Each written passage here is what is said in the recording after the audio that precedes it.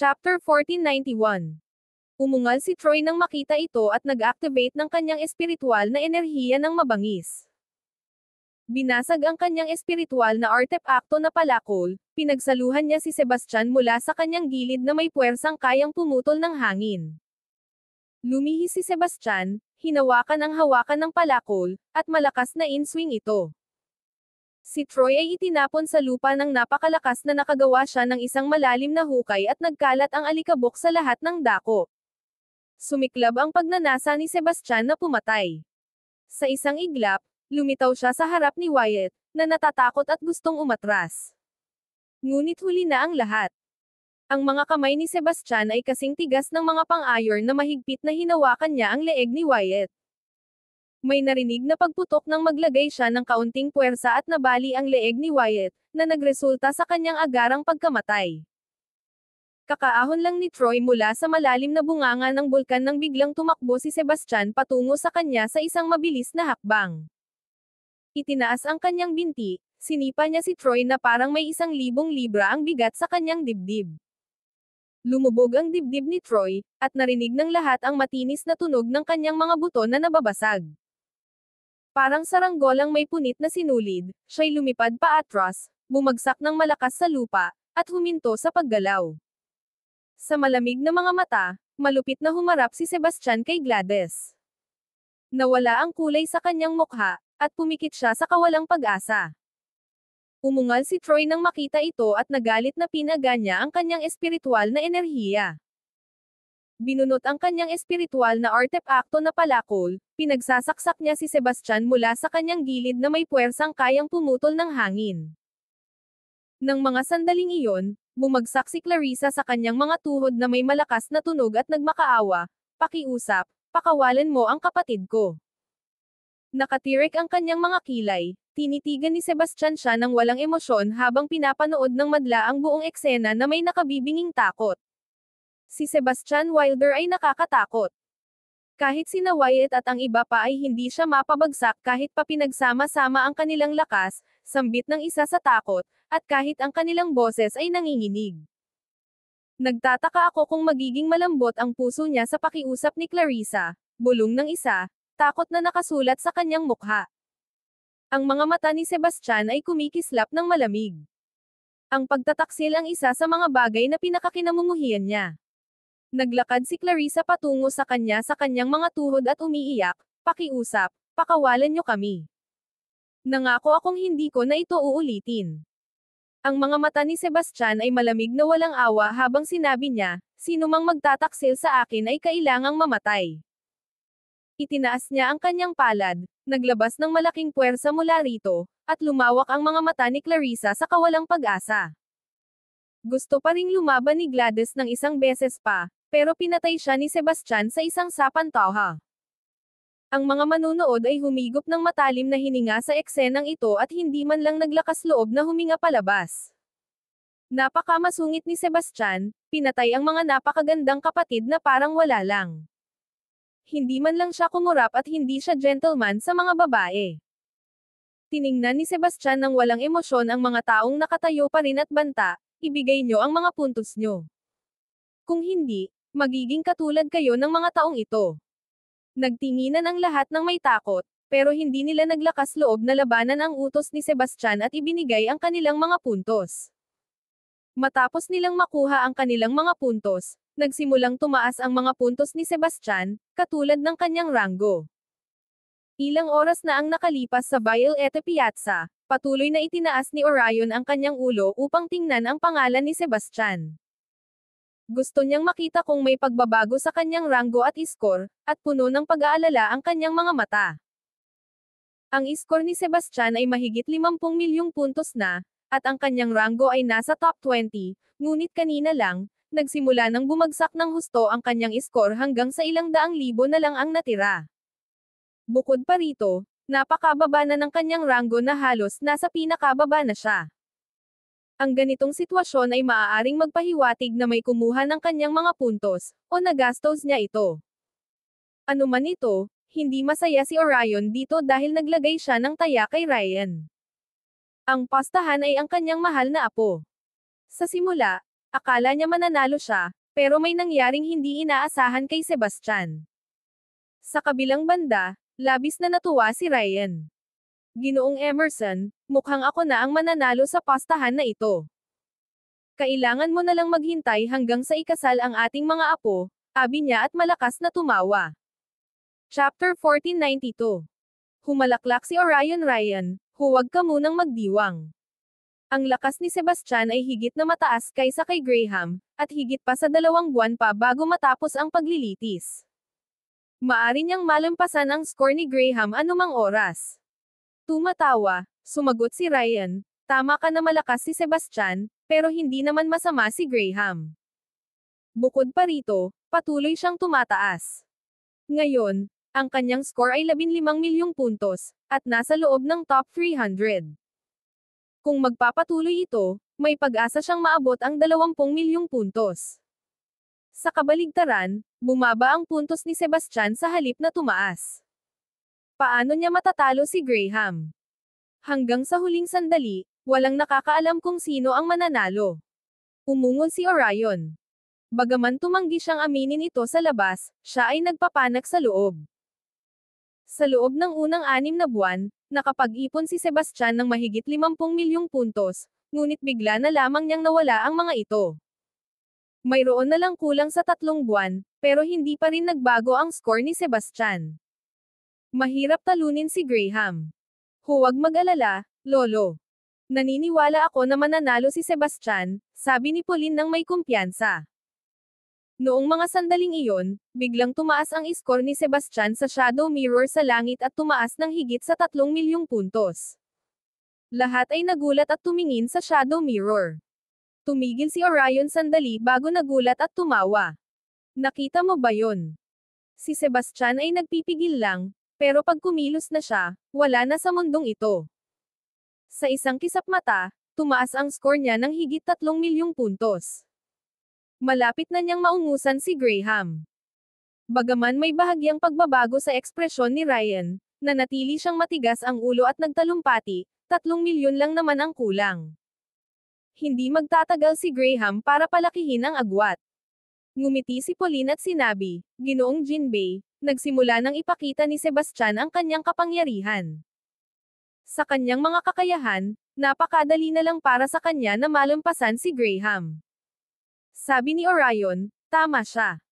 Kapag ipinakita na ni Sebastian ang kanyang kapangyarihan, wala nang sino man ang makakatapat sa kanya. Sa kabila ng pagkabahala sa puso ni Ryan, sinabi niya, hintayin na lang natin. Pagkatapos, pinanatili nila ang kanilang mga mata sa pangalan at marka ni Sebastian, hinihintay na makita kung muling mabilis itong tataas. Ang kanilang paghihintay ay tumagal ng 2 araw. Ang score ni Sebastian ay nanatiling hindi nagbago sa panahong iyon dahil ang pagpatay sa mga halimaw ay hindi nag-a-accumulate ng puntos. Dahil dito, natuwa si Ryan dahil biglang tumaas ang score ni Graham ng higit sa 5 milyon kamakailan lang. Siguro ay ninakaw o pinatay niya ang isang eksperto na may higit sa 10 milyong puntos. Dahil dito, umabot sa higit 20 milyong puntos ang score ni Graham, at umakyat ang kanyang ranggo sa top 200. Nang akala ng lahat na mananatiling tahimik si Sebastian, lumabas siya mula sa lihim na kaharian sa Ascendant Isle. Nang magsimula ang kanyang massacre, ang kanyang score ay nagsimulang tumaas ng 10,000 at pagkatapos ay milyon-milyon. Ang mga taong sumubok na lumaban ay hindi kayang tapatan ang kanyang lakas. Sa salamin ng anino sa kalangitan, patuloy na umakyat ang pangalan ni Sebastian, nalalampasan ang maraming kalahok sa ranggo. Ang bilis ay lampas sa inaasahan ng sinuman, at lahat sa banal na lupa ay nagulat. Kabilang sina Rudyard at ang mga nakatatanda, lahat ay nagulat at hindi makapaniwala. Ang masayang ngiti sa mukha ni Ryan ay natigilan, at lumaki ang kanyang mga mata habang bumagsak ang kanyang panga, nakatitig sa salamin ng anino sa hindi makapaniwalang paraan. Hindi pwede yan. Paano nangyari na biglang sumabog ang score niya? Stammered niya. Samantala, sumayaw si Orion ng masaya, nagsasalita sa pinakamataas na boses, ha! Ang galing ni Sebastian. Alam kong hindi niya ako bibiguin. Pinagpag ni Pauline ang kanyang mga kamay sa harap ng kanyang dibdib, namumula ang kanyang mukha habang sumisigaw siya sa kasiyahan, ang galing ni Sebastian. Sigurado akong makakagawa siya ng milagro. Umupo si Rudyard sa isang sulok, hindi sigurado kung dapat ba siyang maging masaya o mag-alala.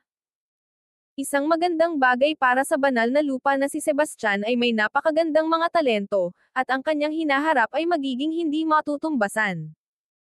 Sa kabilang banda, tiyak na nakuha niya ang mga puntos o pumatay ng maraming tao para tumaas ng ganon kalaki ang kanyang score. Ibig sabihin nito, nag-imbita rin siya ng maraming gulo. Iba-iba ang mga ekspresyon ng mga matatanda. Ang ilan sa kanila ay namangha. Ang lalaking ito ay napaka-talented at makapangyarihan.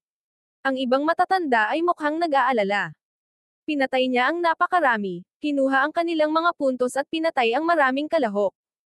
Magkakaroon tayo ng maraming kaaway dahil dito. Oo, kung may darating na malaking puwersa para sa paghihiganti, magiging magulo ito, sumang-ayon ang isa pang nakatatanda, na mukhang nag-aalala.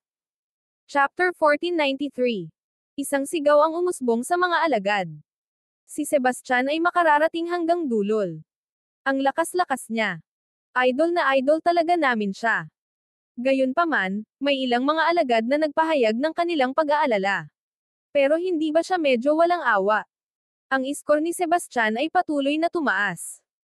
Sa huli, tumaas ito ng higit sa 100 milyong puntos, at ang kanyang ranggo ay tumaas mula sa higit sa 5,000 hanggang sa ika-6. Samantala, ang mga puntos ng banal na anak at banal na dalaga ay nasa 60 hanggang 70 milyong puntos lamang, at ang kanilang ranggo ay nasa likod ng 40. Si Ryan ay labis na naguluhan na nawalan siya ng masabi. Sa kabaligtaran, si Orion ay tila nasa rurok ng tagumpay, itinaas ang kanyang ulo habang sinabi ko na sayo na pambihira si Sebastian, panalo tayo sa pastahan na ito. Punong-puno ng paghanga si Pauline, na masiglang sinabi, si Sebastian ang pinakamagaling. Sigurado akong siya ang magiging kampyon sa pagsubok na ito. Sa katunayan, pareho silang nagulat dahil ang pagtatanghal ni Sebastian ay lampas sa kanilang mga inaasahan. Si Rudyard ay nag-isip ng matagal bago sinabi, gagawa tayo ng pangmatagalang plano kapag bumalik si Sebastian. Alamin muna natin kung ano talaga ang sitwasyon. Ang buong Violette Sacred Ground ay nahulog sa matinding excitement at pag-aalala dahil sa nakakagulat na pagtatanghal ni Sebastian. Samantala, matapos hilingin ni Sebastian ang mga puntos mula sa karamihan sa Ascendant Isle, umalis siya kasama si Selena. Marami siyang nakuha sa laban na ito, nakakuha ng higit sa 103 milyong puntos, na sapat na upang makapagpalit ng higit sa 100 piraso ng mga piraso ng teknolohiya. Gayunpaman, malayo pa siya sa 999 na piraso, kaya kailangan niyang manghuli pa ng mas maraming puntos. Dinala ni Sebastian si Selena at nakakita sila ng isang kuweba. Sa loob ng kuweba, pinag-aralan niya ang palayok ng alchemy at ang mga nilalaman nito at ipinadala si Selena sa labas upang bantayan ang kuweba. Ito ay nakakainis kay Selena. Bilang banal na dalaga ng nebulosa banal na lupa at ang pinakamagandang babae sa silangang rehiyon, siya ay binuhusan ng atensyon ng mga lalaki noon.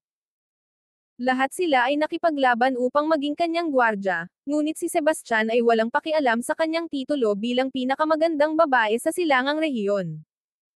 Kahit na siya ay nagagalit, hindi niya ito ipinakita dahil si Sebastian ay walang awa. Si Gladys at Clarissa ay magaganda ring mga babae, at pinatay niya ang mga ito nang walang pag-aalinlangan. Kaya't wala siyang duda na hindi magdadalawang isip si Sebastian na patayin siya kung siya'y magagalit sa kanya. Ang kanyang hitsura at katayuan bilang banal na dalaga na labis niyang ipinagmamalaki ay walang epekto sa kanya. Matapos gumapang sa kuweba, nag-aalalang kinuha ni Sebastian ang palayok ng alchemy mula sa kanyang storage ring at inilagay ito sa lupa sa harap niya. Humigop ng malalim na hininga, dahan-dahan niyang binuksan ang takip. Kaagad, isang lamig na tila tumagos sa kanyang buto ang tumama sa kanyang mukha at nagpang-inag sa kanya. Pinagmasdan niya ng mabuti ang loob ng palayok, sinikap niyang mag-adjust sa lamig habang nakatingin dito. Isang mahalagang bato na naglalabas ng kakaibang pulang liwanag ang tahimik na nakahiga sa ilalim ng palayok ng alchemy. Nagulat, hindi pa kailanman nakakita si Sebastian ng ganitong kakaibang mahalagang bato, at sinabi ng kanyang mga instinct na ito ay hindi pangkaraniwan. Maingat niyang kinuha ang mahalagang bato at pinag-aralan ito ng detalyado sa kanyang palad.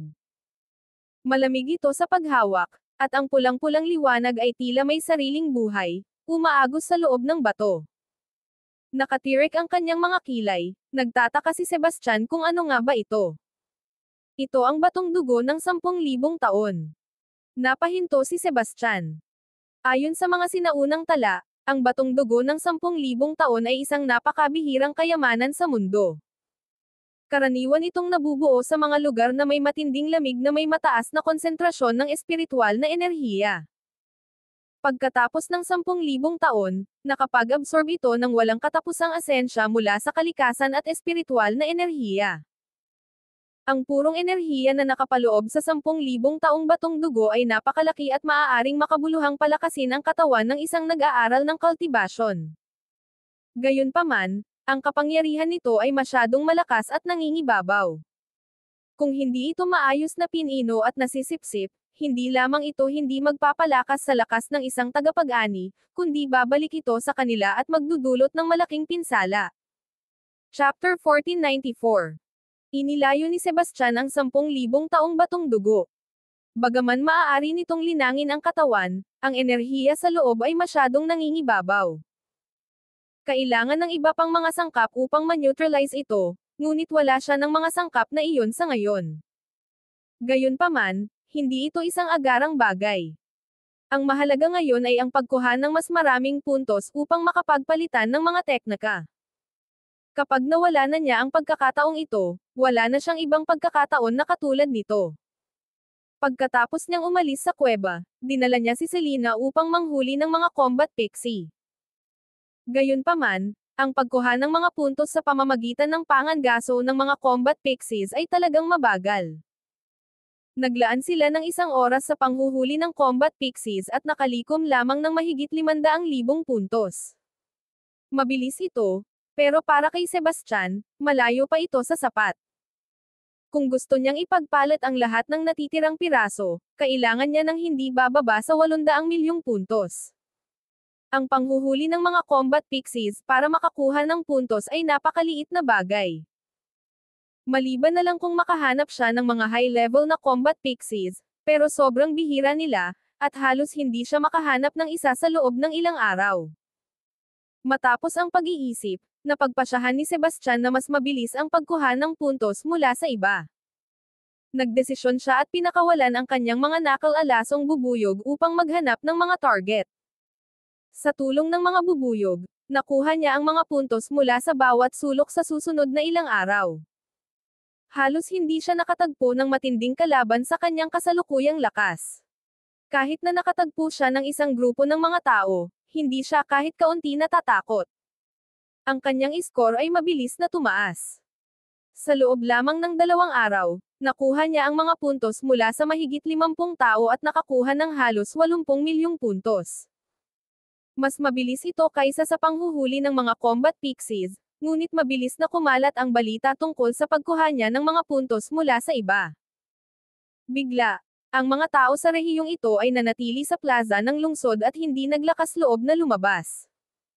Sa simula, gustong umalis ni Sebastian sa rehiyong ito, pero nagpasya siyang bilhin muna ang mga sangkap na kailangan niya sa lungsod. Binigyan niya si Selena ng kaunting libreng oras at nagmadali patungo sa Skyward Chamber of Commerce sa sandaling bumalik siya sa lungsod. Sa kapinsalaan ng malaking halaga ng mga puntos, sa wakas ay nabili niya ang lahat ng mga sangkap na kailangan niya upang ma-neutralize ang 10 Millennium Bloodstone. Susunod, umupo siya ng isang lihim na silid. Pagpasok niya, huminga siya ng malalim upang magpakatatag. Pagkatapos, maingat niyang inihanda ang mga sangkap at ang 10,000 taong batong dugo sa palayok ng alchemy.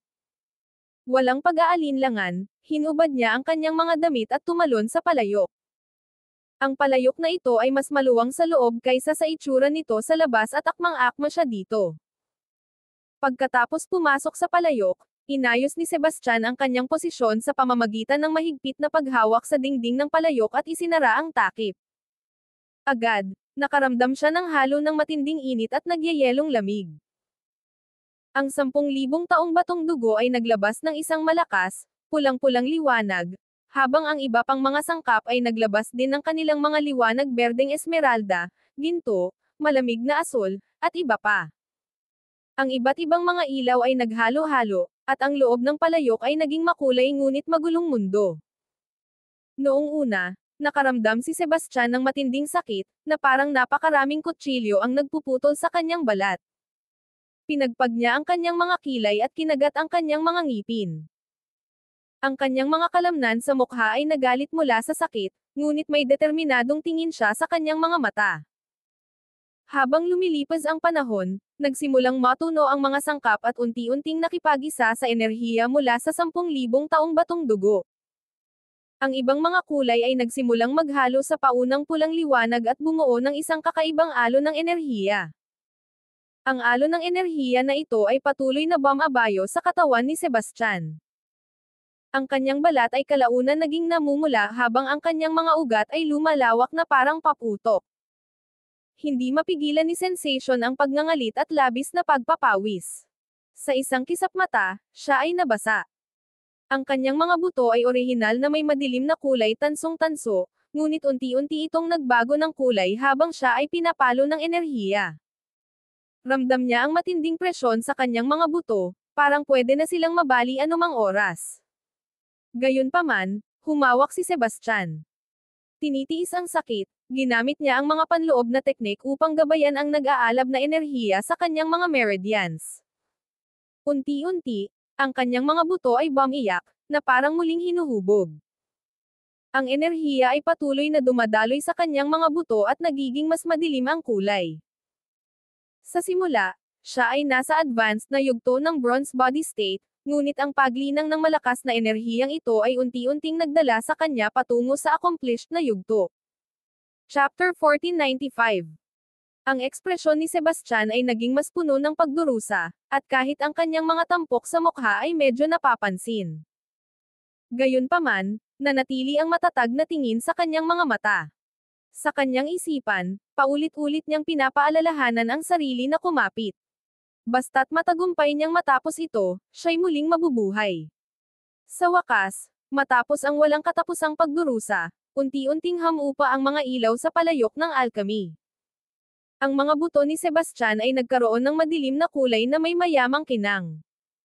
Matagumpay niyang naabot ang natapos na yugto ng bronze body state.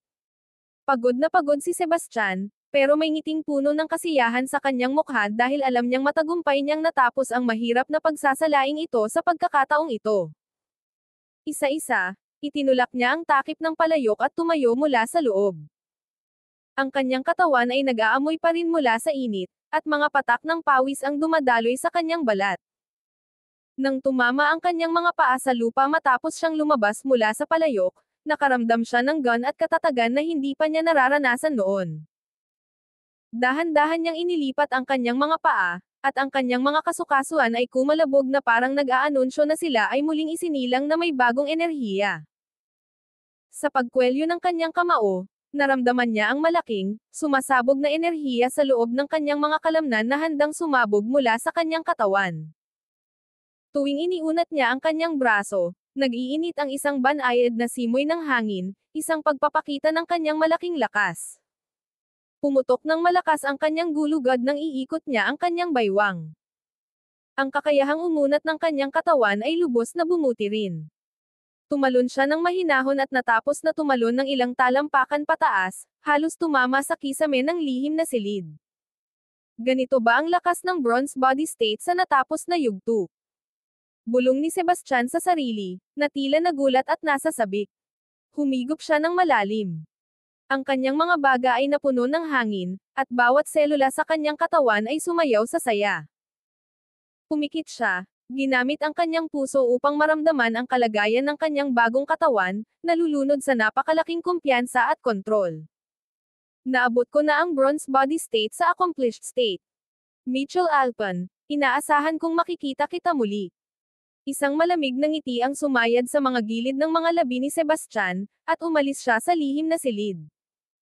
Susunod, kailangan niyang makahanap ng paraan para makakuha ng mga puntos upang maipalit niya ito sa mga teknik.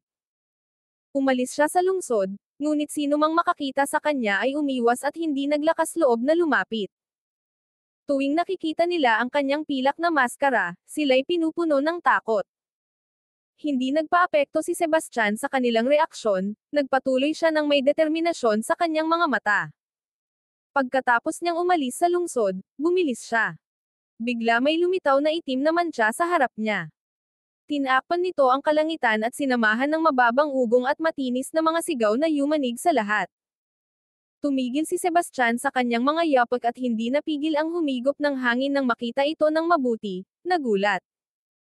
Ito ay isang itim na alon na binubuo ng walang katapusang bilang ng mga combat pixies, na umaagos ng agresibo pasulong.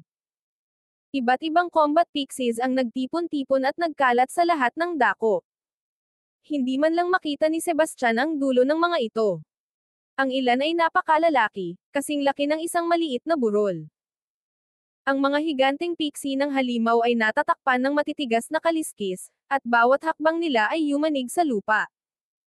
Ang ilang mga pixies na panglaban na may mahahabang pangil at malalapad na pakpak ay umiikot ng malalakas sa kalangitan, nagtatapon ng madilim na mga anino sa ilalim nila.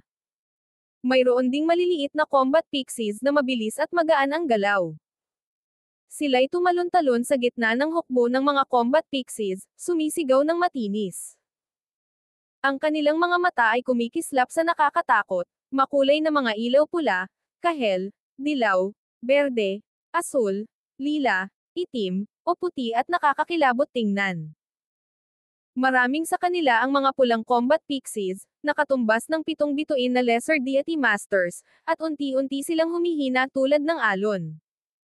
Mga berdeng combat pixies isang bituin sa intermediate deity level ay naglalabas ng mapanganib na aura. Mayroon ding mga puting combat pixies, katulad ng 6-star intermediate deity level. Sebastian ay nakatagpo lamang ng isang puting combat pixie at natagpuan itong labis na mapanganib. Nakakatakot na napakarami na nila sa batalyon ng mga combat pixie ngayon. Naging manhid ang anit ni Sebastian habang tinatitigan niya ang walang katapusang alon ng mga combat pixies.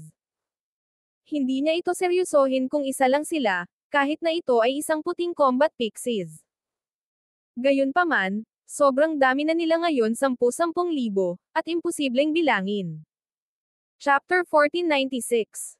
Bigla, lis ang mahiwagang tinig ang umabot sa hangin, anunsyo, bigla ang pagbabago sa mga patakaran. Maaaring pumasok ang mga combat pixies sa plaza ng lungsod, at pinapayagan ang mga kalahok na magpatayan sa plaza ng lungsod. Lahat ay nagulat sa anunsyo na ito dahil hindi pa ito nangyari dati. Sa mga nakaraang pagsubok, ang plaza ng lungsod ay palaging ang pinakamaligtas na lugar, kahit kailan pa man ito. Kahit gaano pa kalakas ang isang combat pixie, hindi sila makakapasok sa plaza ng lungsod. Ang biglaang pagbabago ng patakaran na ito ay nagpakita na wala ng ligtas na lugar sa puok ng pagsubok. Grabe, ano yun? Ang mga tao sa pintuan ng lungsod at sa tuktok ng mga pader ng lungsod ay biglang nakita ang nangyayari sa labas at nagulat na nagmamasid. Iyan ay isang batalyon ng mga combat pixie siksik na siksik sila na mga combat pixies. Mayroon bang sino mang lalaki na kayang talunin ang batalyon ng mga combat pixie na ito? Sa nakaraang 2 yugto ng pagsubok, palaging ang mga kalahok ang humuhuli sa mga combat pixie. Ngunit sa pagkakataong ito, ang mga combat pixies ay umaatake sa lungsod at gustong kainin ang mga kalahok. Takbo. Kalokohan ito. Papakainin ba nila ng buhay ang lahat sa lungsod bulang? 7. Harapin ang isang batalyon ng mga combat pixies na umaatake sa lungsod, walang sino man ang nag-isip na manatili at lumaban. Kahit ang mga tao na kasing lakas ng mga banal na anak ay tumatakbo. Tanging kamatayan lamang ang naghihintay sa kanila kung mananatili sila. May mga batalyon ng mga pixie na mandirigma mula sa silangan, kanluran, at timog. Ang mga tao sa lungsod ay maaari lamang tumakas patungong Hilaga. Ang lungsod bulang. 7 ay matatagpuan sa Hilaga, ngunit hindi ito isang ligtas na lugar. Sa kalangitan, maraming mga halimaw na parang agila at mga lumilipad na ahas ang lumilipad patungo sa mga tao. Tumingin si Sebastian sa mga batalyon ng Combat Pixies na dumarating mula sa lahat ng direksyon ng walang takot sa kanyang mga mata. Sa halip, isang matinding diwa ng pakikidigma ang nag-alab sa kanilang mga mata. Sa isang kisap mata, tumakbo siya sa gitna ng batalyon ng mga Combat Pixies at inalog ang kanyang mga braso. Bawat hampas na ginawa niya ay puno ng nakakatakot na lakas, at ilang Combat Pixies ang nagkabasag-basa sa isang iglap. Nagliliwanag ang mga ilaw habang ginamit ni Sebastian ang kanyang pinakamahuhusay na teknik, at bumagsak ang mga Combat Pixies sa paligid niya. Ang kanyang mga galaw ay mabilis at tumpak, at siya ay tila isang Grim Reaper na sumasayaw sa gitna ng batalyon ng mga Combat Pixies. Ang mga mabangis na Combat Pixies ay kasing hina ng mga langgam sa presensya ni Sebastian at hindi man lang makatanggap ng isang suntok mula sa kanya. Ang mga tao na nasa pader at tumatakbo ay nagulat sa eksena. Sino ito? Ang lakas niya. Stammered someone, lumalawak ang mga mata sa hindi makapaniwalang pagkamangha. Naka-silver mask siya. Baka siya na nga ang sinasabing Silver Masked Lord. Napahagulgol ng isa pang tao. Iyan ay imposibleng mangyari. Napakalakas ba ng Silver Masked Lord? Tanong ng isa pang may pagdududa. Gayunpaman, hindi siya makapagpahayag ng pagtutol nang makita niya ang mga nakakatakot na galaw ni Sebastian. Lahat ay huminto at pinanood si Sebastian, labis na nagulat at walang masabi. Sa isang sigaw, naglabas si Sebastian ng isang makapangyarihang alon ng enerhiya. Ito ay kumalat na siya ang sentro at agad na itinaboy ang mga nakapaligid na Combat Pixies. Ang galing. Wala siyang talo. Hindi napigilan ng isang tao ang magpuri. Sa presensya ng Silver Masked Lord, baka maligtas tayo. Si Sebastian ay tumakbo pakaliwa at pakanan sa loob ng batalyon ng mga Combat Pixie. Kahit saan siya magpunta, mga Combat Pixie ang bumabagsak. Para siyang Diyos ng digmaan, nagbibigay ng pag-asa at paghanga sa mga manunood. Nagpatuloy si Sebastian sa matinding pakikipaglaban sa batalyon ng mga Combat Pixie. Bawat galaw na ginawa niya ay may matinding layunin ng pagpatay at lakas. Ang mga Combat Pixies ay isa-isa nang bumagsak sa harap niya at nagkalat matapos magbago sa mga bola ng liwanag. Nang mas marami pang tao ang nakita kung gaano kalakas at hindi matatalo si Sebastian, nagpasya silang sumunod sa kanya upang humingi ng proteksyon mula sa kanya. Sir, pakiusap protektahan mo kami. Iligtas mo kami, Silver Masked Lord. Ang mga sigaw ng tao ay umuukit, ngunit hindi ito pinansin ni Sebastian. Sa kanyang mga mata, tanging walang katapusang mga pixies ng labanan at mga puntos na maaaring ipagpalit para sa mga teknik ang naroon. Kasing bilis ng kidlat, siya'y naglakbay sa loob ng batalyon ng mga pixie sa labanan, hindi pinapansin ang mga pakiusap ng mga tao sa likuran niya. Lahat ng kanyang atensyon ay nasa labanan. Tuwing pinapatay niya ang isang Combat Pixies, tumataas ang kanyang score, na nagdadala sa kanya ng isang hakbang palapit sa kanyang layunin na ipagpalit ang mga puntos para sa mga teknik. Chapter 1497. Habang si Sebastian ay pinapatay ang mga Combat Pixies ng buong kasiyahan, ilang puting Combat Pixie ang lumitaw malapit. Mas malalaki ang mga katawan nila kaysa sa mga karaniwang Combat Pixies, at nagdadala sila ng nakakatakot at malakas na enerhiya. Pagkakita sa mga puting Combat Pixies na iyon, natakot ang mga tao. Ang kanilang mga mukha ay mapatla, at ang kanilang mga mata ay nakatitig sa takot. Diyos ko! Bakit may mga puting Combat Pixies na lumabas? Patay tayo! Sigaw ng isa sa takot, ang boses niya nanginginig na parang wala sa tono. Tapos na. Sa pagkakataong ito, talagang tapos na. Ang isa pang tao ay napaluhod, at nahulog siya sa lupa na may maputlang mukha. Ang mga puting Combat Pixies ay hindi pinansin si Sebastian at diretsyong pumunta sa karamihan sa likuran niya na parang nakita nila ang masarap na biktima. Pinagmasdan ni Sebastian ng mabuti. Hinding-hindi niya papayag ang makalusot sila dahil lahat sila ay puntos. Parang kidlat, hamarang siya sa harap ng mga puting Combat Pixies sa isang kisap mata. Habang bumubuo ng mga sil gamit ang kanyang mga daliri, Bumulong siya ng isang spell, at isang dinamikong puwersa ang nagtipon sa kanyang harapan. Huminto ka! Sigaw niya, at ang dinamikong puwersa ay tumakbo patungo sa mga puting combat pixies na parang alon ng dagat. Ang puting combat pixies sa harap ay tinamaan ng puwersang ito at nagyelo. Ang ganda nito. May pag-asa. Napabulalas ang isang tao sa karamihan na may munting pag-asa. Gayunpaman, hindi huminto ang natitirang puting combat pixies, patuloy na sumulong na may nakabukas na mga pangil at mga kuko. Sebastian ay humajijek, kinuyam ang kanyang mga kamao, at tumakbo patungo sa mga puting combat pixies. May ilang malalakas na putok, at ang mga puting combat pixies ay naging alikabok sa ilalim ng mabangis na pag-atake ni Sebastian.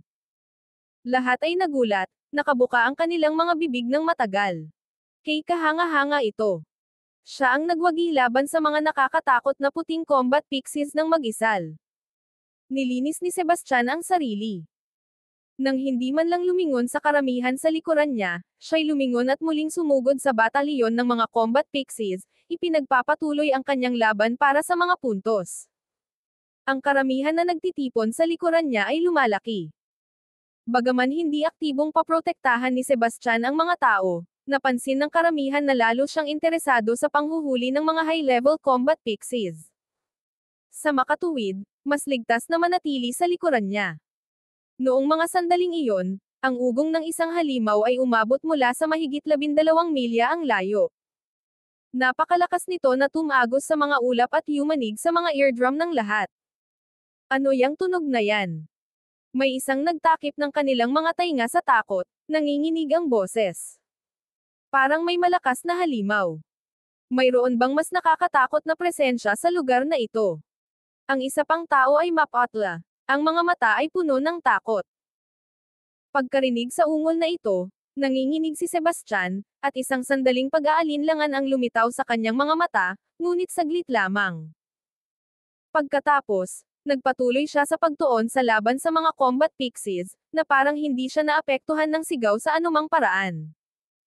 Gayunpaman, ang pagngangalit ay naging mas madalas, bawat isa ay mas nakakatakot kaysa sa huli. Sa wakas, may isang hindi nakatiis at sumigaw, hindi tayo pwedeng magpatuloy ng ganito. Kung lalapit sa atin ang halimaw na iyon, tayong lahat ay mamamatay. Tama siya. Silver Masked Lord, magpapaurong ba tayo sa ngayon? Gayunpaman, hindi pa rin tumugon si Sebastian, ngunit lumalakas ang kanyang mga atake. Mukhang gusto niyang alisin ang mga combat pixies sa harap niya bago tingnan ang umuungal na halimaw. Habang patuloy ang pagngangalit, lalong naging balisa ang mga tao, at kumalat ang takot na parang apoy sa damuhan sa kanila. Bigla na lang, ang lupa sa malayo ay nagsimulang gumalaw, na parang may napakalaking nilalang na papalapit sa kanila. Kasabay ng malakas na pagsabog, biglang lumitaw ang isang red mane beast sa tuktok ng isang bundok sa malayo. Isa sa mga pangil nito ay humahawak sa isang kalahok habang nilalamon nito ang isa pa sa kanyang bibig. Maging mula sa malayo, maririnig ang matinis na mga sigaw. Nang makita ng lahat ang eksenang ito, umabot sa rurok ang kanilang takot. Ang mga tuhod ng ilan ay lumambot, at sila'y bumagsak sa lupa. Ano yang halimaw na yan? Nakakatakot. Sigaw ng isa. Tapos na. Sa pagkakataong ito, tapos na tayo. Mabilis na kumalat ang kawalang pag-asa sa masa. Chapter 1498. Napansin din ni Sebastian ang German Beast. Nagkunot siya ng noo, mukhang seryoso. Bagaman hindi pa siya nakakalaban ng Red Mane Beast dati, ramdam na ramdam niya kung gaano ito katakot. Mukhang naamoy ng Red Mane Beast ang presensya ng mga tao dito at itinaas ang ulo nito, umuungal sa direksyon ni na Sebastian at ng iba pa. Ang sigaw ay malakas, na parang ipinapahayag ang kanyang kadakilaan at kapangyarihan. Parang ang Holy Son ng Vanguard Sacred Ground ang lalaking iyon. Diyos ko, kahit isang eksperto sa kanyang antas ay walang laban sa isang Red Mane Beast. Mamamatay na rin ba tayo? Sabi ng isang tao nang may takot. Sa tingin ko ay papunta na dito. Stammered someone. Takbo, lahat kayo. Lahat ay natatakot, tumatakbo sa lahat ng direksyon sa gitna ng takot. Gayunpaman, may mga combat pixie sa lahat ng dako, at maraming tao ang napatay nila habang tumatakas. Ang mga combat pixies ay mag-e-evolve pagkatapos nilang makakain ng dugo ng mga cultivator, na lalo pang nagpapalala sa sitwasyon para sa mga kalahok. Hindi tumakbo si Sebastian. Sa halip, tumitig siya sa Red Mane Beast at mahigpit na hinawakan ang Harmony Blade, nahihikayat na subukan ito. Pinanatili ni Sebastian ang kanyang tingin sa Red Mane Beast. Ito ay napakalaki at ilang dosenang talampakan ang taas, na para bang isang gumagalaw na burol.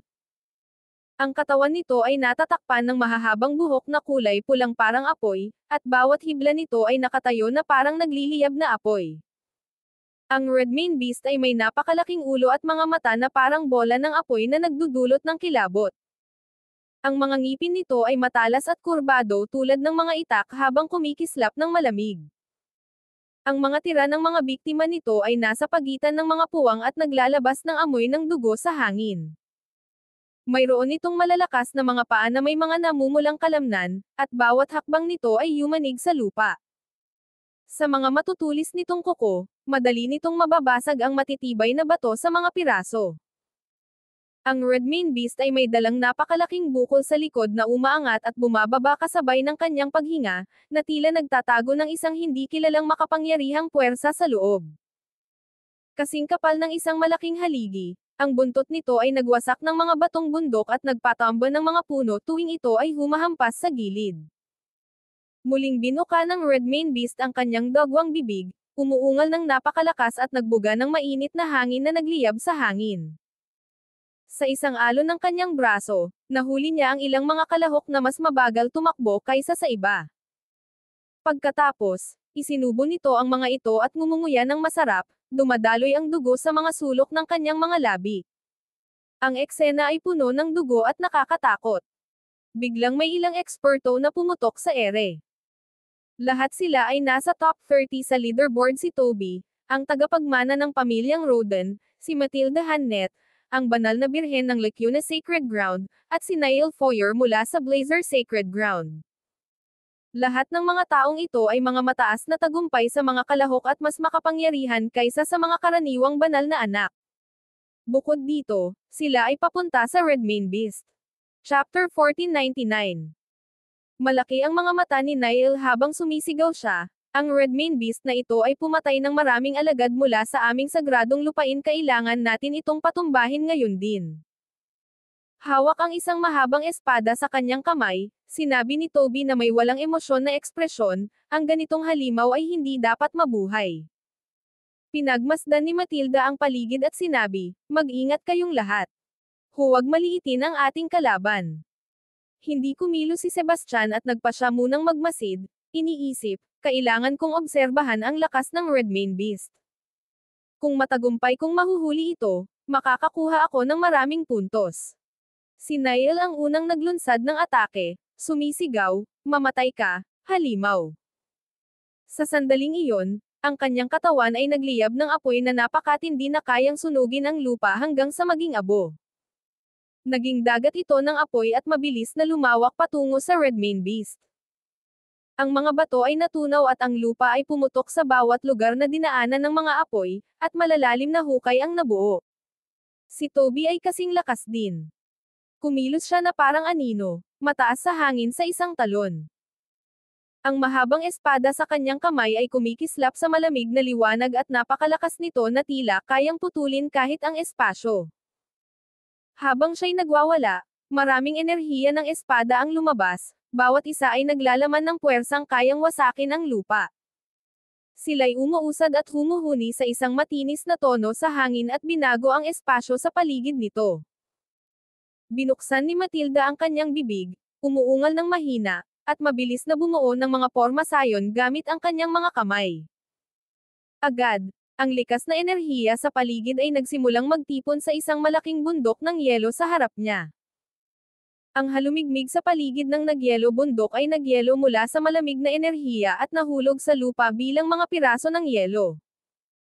Sa isang alon ng kanyang braso, sumabog ang nagyelong bundok patungo sa Red Mane Beast na parang isang higanteng kanyan na may nakabibinging lakas. Sa harap ng napakalakas na mga pag-atake, naglabas ang Red Mane Beast ng isang napakalakas na ungol, na naglalaman ng napakalaking enerhiya. Saan man dumaan ang alon ng tunog, bumagsak ang mga tuktok ng bundok, at nanginginig ang lupa na para bang malapit na ang katapusan ng mundo. Naglabas ito ng nakakatakot na puwersa mula sa kanyang malaking katawan, at ang kanyang pulang balahibo ay sumiklab na parang naglalagablab na apoy, sobrang liwanag na hindi mo kayang tingnan. Pagkatapos, itinaas nito ang braso nito, na kasing kapal ng isang haligi, at inugoy ito, pinapatay ang dagat ng apoy. Ang dagat ng apoy ay sumabog sa napakaraming mga spark na parang nakakasilaw na mga paputok, ngunit nagdadala pa rin ito ng mapanirang puwersa. Binuksan ang malaking, dugong-dugo nitong bibig, nagbuga ang Red Mane Beast ng naglalagablab na haligi ng enerhiya, saan man tumama ang haliging enerhiya, ang espasyo ay yumuko mula sa init at bumuo ng itim na pangpang. Ang mga enerhiya ng espada ni Toby ay tumama sa katawan ng Red Mane Beast, ngunit nag-iwan lamang ito ng puting mga gasgas sa matigas nitong balat. Gayunpaman, sa sandaling ang bawat enerhiya ng espada ay tumama sa kanyang balat, isang mapanirang alon ng enerhiya ang sumabog, at ang mga bundok na bato sa paligid nito ay naging pinong alikabok sa hangin. Muli na namang sumulong si Niall. Ang mga apoy sa kanyang katawan ay mas mataas ang apoy kaysa dati, at para siyang nagliliyab na araw. Bawat suntok na ibinato niya ay sapat na lakas upang hatiin ang bundok, at kapag tinamaan niya ang katawan ng Red Mane Beast, magkakaroon ng nakabibinging pagsabog. Tuwing may contact, ang paligid ay nanginginig ng labis na maaari itong magkapira-piraso anumang oras. Napilitang umatras ng ilang hakbang ang Red Mane Beast mula sa kanyang mga atake sa bawat hakbang na atras, lumikha ito ng isang napakalaking hukay sa lupa. Ang mga puno sa paligid ay nahugot, at mga bato ay lumipad sa lahat ng dako ngunit agad itong kumalma, ang mga mata nito'y kumikislap ng mabangis. Bigla na lang, tumakbo ito ng napakabilis at ginamit ang ulo nito para banggain si Niall. Hindi nakaiwas sa tamang oras, nahadya si Niall ng malakas na epekto, lumipad sa kalangitan na parang kometa bago tumama sa tuktok ng isang bundok sa malayo, at ang tuktok ng bundok ay gumuho sa isang bunten ng mga guho. Matilda ay yumangay at ipinakita ang kanyang mahiwagang teknik. Habang inaalog niya ang kanyang mga braso, ang likas na enerhiya sa paligid niya ay dumaloy ng mabangis at naging malalaking, nagyayelong dragon. Ipinakita ng mga nagyelong dragon ang kanilang mga pangil at mga kuko, nagdadala ng enerhiya na mas mababa pa sa freezing point habang inaatake nila ang Red Mane Beast. Saan man sila dumaan, ang hangin ay naging yelo at bumuo ng malinaw na mga yelo. Ipinagpag ng Red Mane Beast ang mga higanteng pangil nito at makapangyarihang nakipaglaban sa mga nagyelong dragon. Tuwing nagtatagisan sila, isang nakakatakot na pagsabog ng spark at alon ng enerhiya ang sumasabog. Ang mga pangil nito ay pumutol sa espasyo at kumagat ng madidilim na mga bulubundukin na tila nilalamon ang lahat. Ang laban ay napadpad sa isang deadlock habang ang tatlong cultivator ay tinamaan ng pagkapagod. Humihingal si Niall. Ang mga apoy sa kanyang katawan ay hindi na kasing liwanag ng dati. Ang mga damit ni Toby ay punit-punit, at ang mahabang espada sa kanyang kamay ay may bitek. Samantala, si Matilda ay mapatla, pawis na pawis mula sa kanyang noo. Gayunpaman, ang kanilang mga mata ay puno ng determinasyon at walang palatandaan ng pag-atres. Alam nila na kung umatras sila ngayon, wala na silang pagkakataong talunin muli ang Red Mane Beast. Chapter 1500. Sa kabila ng pakikipaglaban gamit ang lahat ng kanilang makakaya, hindi pa rin nakatapat sina Toby, Niall, at Matilda sa Red Mane Beast. Bago pa man mapatay si Toby, lumipad si Sebastian na may hawak na Harmony Blade. Naglabas si Sebastian ng matinding enerhiya sa paligid niya, at ang kanyang mga mata ay malamig ngunit matatag. Ang kanyang presensya ay nagbigay liwanag ng pag-asa sa mga taong nalugmok sa kawalang pag-asa. Nang malapit nang ibigay ng Red Mane Beast ang huling suntok kay Toby, sumigaw si Sebastian, halimbawa, hindi kita papayagang patayin siya. Ang kanyang boses ay napakalakas, nanginginig ang hangin ng napakalakas na nagkaroon ng mga buhol-buhol. Sa isang kisap mata, lumitaw siya sa harap ni Toby at ipinakita ang Harmony Blade, pinalo ang halo ng itim at puting liwanag patungo sa Redmane Beast.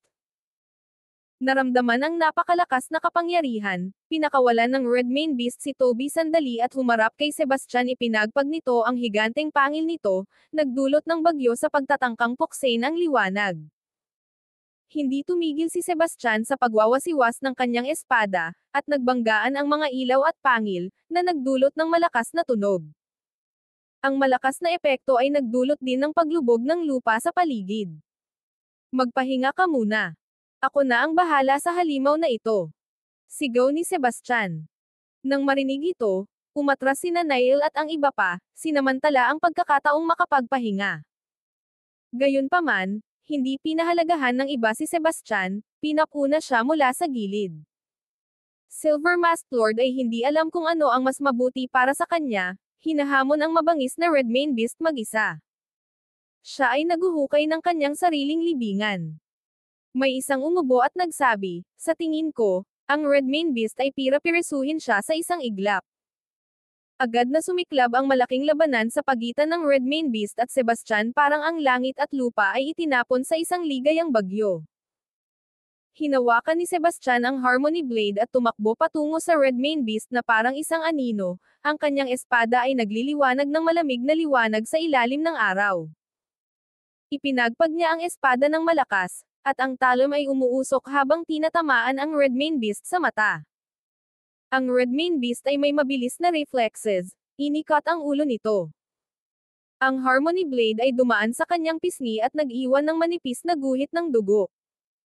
Naiinis, binuksan ng Redmane Beast ang dagwang bibig nito at lumabas ng agos ng nag-aapoy na mga apoy.